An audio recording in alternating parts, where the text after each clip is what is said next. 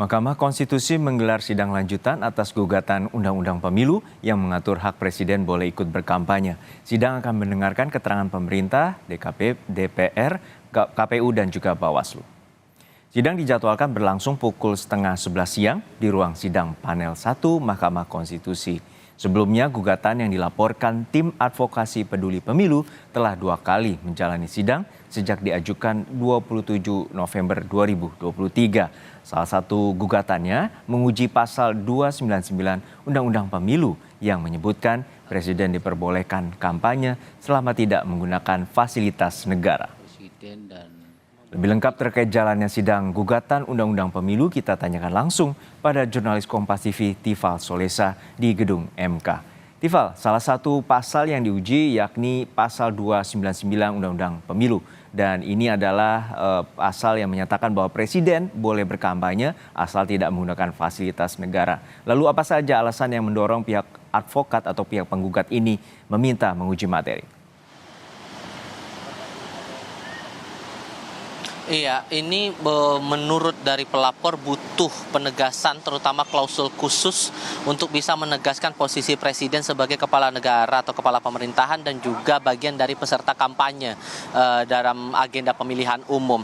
Dari permintaan mereka disebutkan bahwa ada harapan sebetulnya dari pelapor agar klausul pada pasal 299 ayat 1 ini menjadi berbunyi seperti ini permohonannya.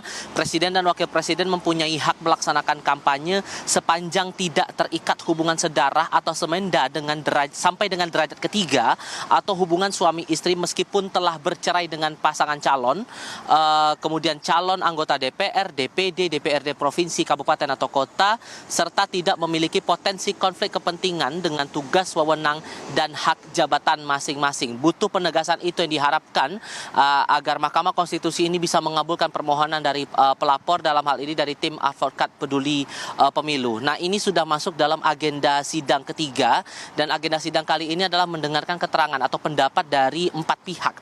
Baik itu dari pihak Presiden, kemudian DPR RI, lalu juga ada Komisi Pemilihan Umum dan juga Bawaslu.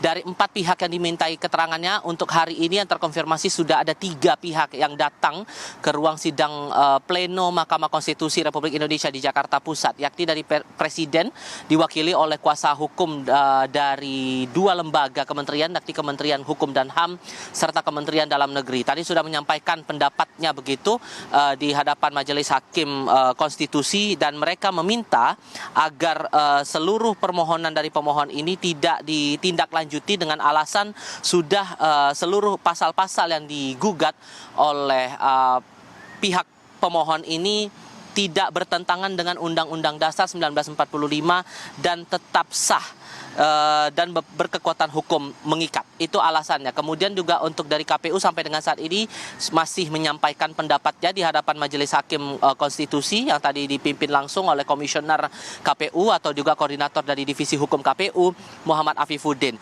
Dari Bawaslu tampak hadir di sana Rahmat Bagja selaku Ketua Badan Pengawas Pemilu yang nanti akan mendapatkan giliran menyampaikan pendapatnya atas gugatan yang dilayangkan oleh pihak pelapor. Tidak hanya di satu pasal saja, tidak hanya di pasal 299 ayat 1, namun ada pasal-pasal lain yang juga digugat oleh pihak pelapor, yakni di pasal 1 angka 35, kemudian pasal 274 ayat 1, pasal 280 ayat 2, pasal 281 ayat 1, serta pasal 286 ayat 1 dan 2. Selain menilai tidak ada aturan khusus atau aturan rigid yang berkaitan langsung dengan keterlibatan Presiden dalam ikut serta dalam agenda kampanye pemilihan umum, namun dari pihak pelapor merasa bahwa tidak ada aturan yang mengatur pihak lain di luar pelaksana pemilu dan juga penyelenggara pemilu atau pemilih terkait dengan politik uang. Dan poin lainnya adalah masalah penggunaan citra diri atau visual dengan manipulasi teknologi dengan artificial intelligence dan seolah-olah dianggap autentik. Ini juga yang diadukan oleh pihak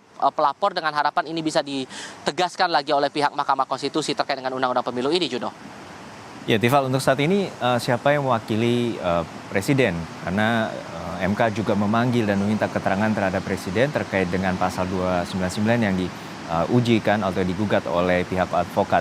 Lalu dan dengan adanya putusan nanti atau putusan sidang, lalu apa dampaknya terhadap tahapan pemilu?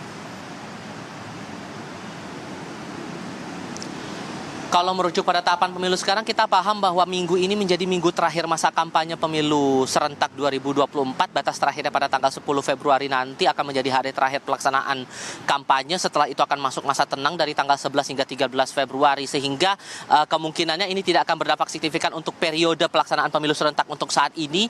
Ditambah lagi proses dari pengujian di MK juga masih tetap berjalan. Kita paham bahwa untuk persidangan saat ini sudah masuk sidang ketiga dan pelaksanaan sidang pertama dan kedua selang waktunya terbilang cukup panjang dalam waktu 1 bulan.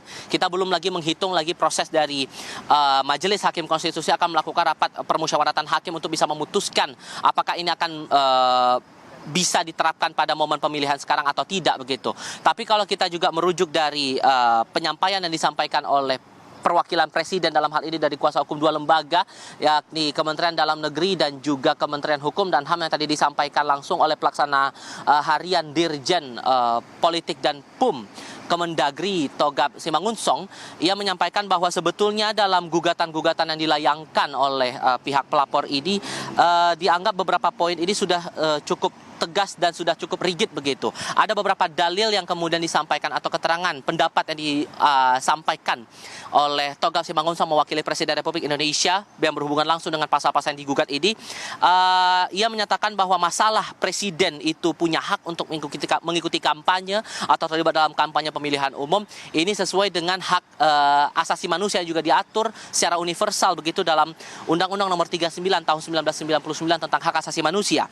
Kemudian dalam dalil ataupun juga pendapatnya, Togab menyampaikan bahwa sebetulnya ada beberapa contoh negara yang menunjukkan bahwa presiden punya hak atau bisa ikut berkampanye dalam agenda pemilihan umum, terutama spesifiknya lagi adalah pemilihan presiden, seperti di Amerika Serikat dan juga Prancis. Sehingga dengan dasar-dasar itu tadi sebetulnya dari pendapat pemerintah mewakili Presiden Republik Indonesia, dianggap bahwa presiden juga punya hak yang sama untuk melakukan kampanye seperti yang sudah tertuang saat ini dalam Undang-Undang Nomor 7 Tahun 2017, spesifiknya lagi dalam pasal 299 yang mengatur bahwa presiden punya hak untuk mengikuti kampanye selama itu tidak menggunakan fasilitas negara yang juga sudah tertuang dalam aturan-aturan terkait.